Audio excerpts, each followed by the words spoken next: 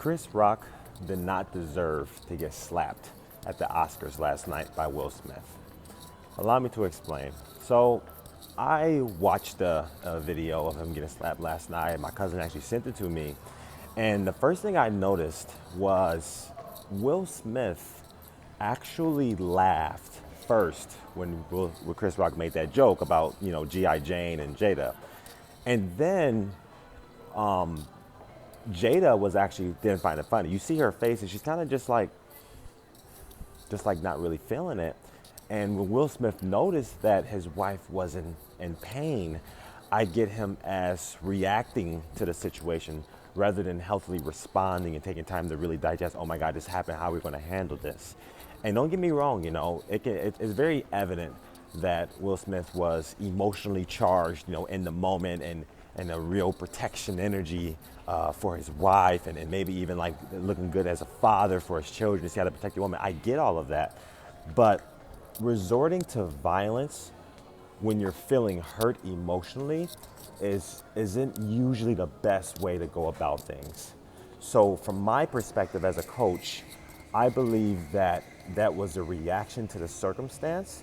The way I would have handled that is I would have taken Chris Rock after the show with Jada on my arm and said, hey, what you said really affected my wife. Let's have a three-way conversation about it. And I would really appreciate it if you take responsibility for that. I experienced it as insensitive. I experienced it as not really considerate. Because, Jada Smith, actually her hair started falling out some years ago and she posted about it and it was a real emotional thing for her. So that could have hurt her. I'm pretty sure it did. And then Will Smith's trying to protect her. But the way you handle it like a man from my perspective is if you have an empathetic conversation, taking Jada's emotions into consideration and connecting and communicating that to Chris Rock. Because now for the next few weeks, there's gonna be memes and there's gonna be like all kinds of internet press about that event, thus making it about Will slapping Chris Rock rather than about Jada getting emotional healing from a healthy conversation concerning all three of them. So my way of handling anything emotional or triggering is having a full, transparent conversation in a very peaceful way. And even if there's like emotions involved, communicating those emotions, like I'm experiencing anger, I'm experiencing pain, I'm experiencing rage. This is how I'm really feeling.